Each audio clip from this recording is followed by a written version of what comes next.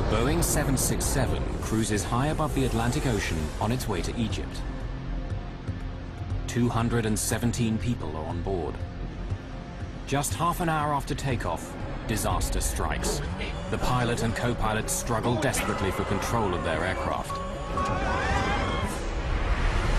The lives of all on board will depend on these two pilots and what they do about this dive towards the ocean.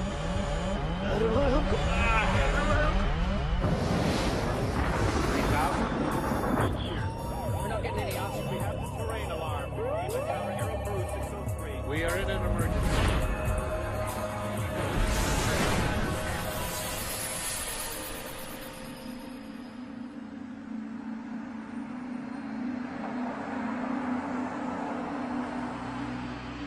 The John F. Kennedy International Airport outside New York City is one of the busiest airports in the world. In 1999, nearly 32 million passengers fly in and out. More than 340,000 flights take off and land. Egypt Air Flight 990 is destined to be one of the most controversial ever to leave this airport. The fate of this flight challenges the strength of an international friendship between two allies and uncovers a hidden mechanical flaw in one of the world's most popular airliners. The FBI will become involved. We reviewed surveillance tapes to indicate whether or not anything unusual was loaded on that plane.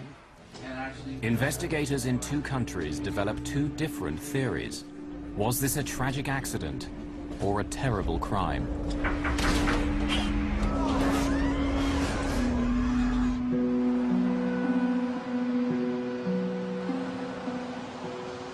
Just after 1 a.m. on October the 31st, 1999, the 217 people on board Egypt Air Flight 990 are waiting for takeoff.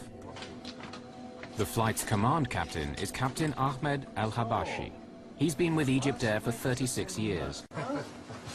The command first officer is 36-year-old Adel Anwar. He switched duty with another co-pilot so he could return home in time for his wedding.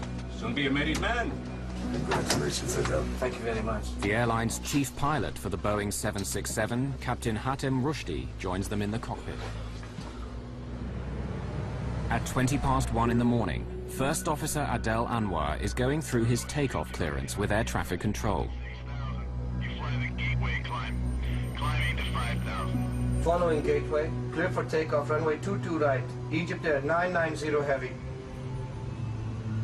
Cabin crew advised. In the name of God, the merciful, the compassionate. Cabin crew, takeoff position. After an everyday blessing, the co-pilot assists the takeoff. For safety, both pilots push the throttles. On a flight of 10 hours, it's standard practice at Egypt Air to provide a relief crew to share the flying duties. The command crew takes off and lands. The relief crew flies the middle portion. Tonight, Captain Raouf Nur el-Din and First Officer Gamil el-Batouti are the relief crew. They will take over after the first 3 or 4 hours and fly the plane until shortly before Cairo. V1, rotate.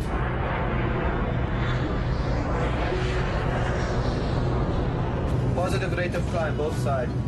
1,000. Egypt Air 990 heavy, contact, departure now, 125.7. 1257. Bye.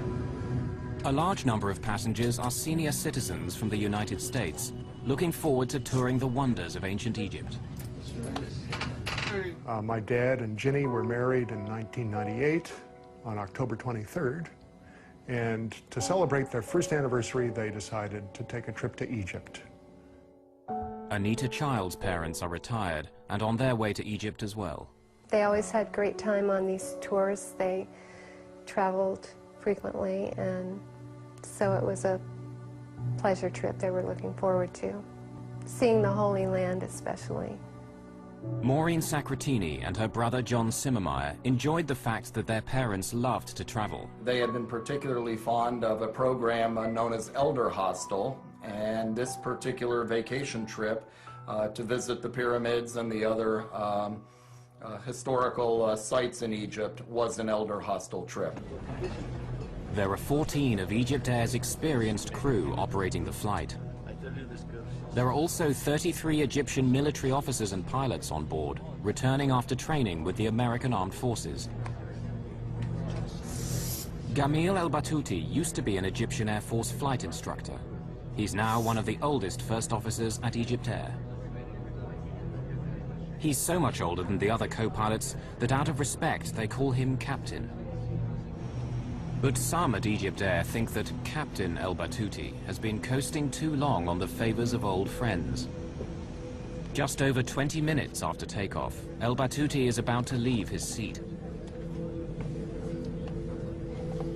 Former National Transportation Safety Board investigator Greg Phillips became an expert on the events of this flight. The relief first officer, who would have been expected to come to the cockpit somewhere during the later part of the flight, halfway or wherever he was comfortable, wherever the normal change would have been, came into the cockpit about 20 minutes after takeoff. Hello, Jimmy. How are you? How are you, sir? What's news? I slept, I swear. Just wait. Let me tell you something. I'm not going to sleep at all. I might come sit for 2 hours But and then... I slept. I slept. You mean you're not going to get up? You will get up. Go and take some rest and come back. You should have told me this. You should have told me this, Captain Gamal. You should have said, Adele... Did I even see you? I will work first. Just leave me a message. The younger first officer seems surprised that El-Batouti wants to replace him so early in the flight. And I'm not sleepy. So you take your time sleeping, and when you wake up, whenever you wake up, you come back, Captain, okay? I'll come either way. Captain. Come and work the last few hours and that's all? It's not like that. That's not the point. Look, if you want to sit here, there's no problem. I'll come back to you. I'll go get something to eat and come back, all right? Fine, fine. Look here. Why don't you go... Why don't they bring your dinner to you here, and then I'll go sleep, okay? That's good. Okay, with your permission, Captain. And with that, El-Batouti leaves to get his meal. First Officer Anwar concedes and is ready to hand over to El-Batouti. Normally, this is the most relaxed, easy part of a long flight for pilots and passengers alike. The highly automated aircraft systems will take care of the flying for several hours. It's very unusual for an airplane flying over the Atlantic at nighttime to encounter any kind of difficulties. We normally expect accidents to happen in approach or landing or near airports, and very seldom do we get anything out over the ocean in the middle of the night. Excuse me, Jimmy, while I take a quick trip to the toilet. Go ahead, please. Before it gets crowded, while they're still eating, I'll be back to you. Before the captain returns, disaster will strike Egypt Air Flight 990. The fate of everyone on board will be in the hands of the co-pilot, the man who shouldn't be here in the first place.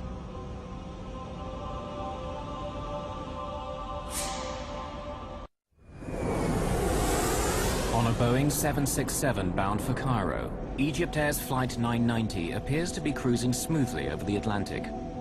The relief first officer Gamil El-Batouti is alone in the cockpit, while the captain has gone to the washroom. But then the plane dips, plunging down. The nose pitches down, creating zero-G, weightlessness, throughout the aircraft. This airplane basically started at 1G, which is what we expect for level cruise flight. As you push the nose down, as if you would be cresting the top of a hill in a car at a high speed that drops away, you'd feel the airplane fall away from you, and you would start to feel a little light in the seat, and as the dive progressed, you would feel a little bit lighter yet. I rely on God. Whatever the first officer is intending, he says nothing except this phrase again and again. Captain El-Habashi fights the disorientation of zero gravity, desperately trying to return to the cockpit.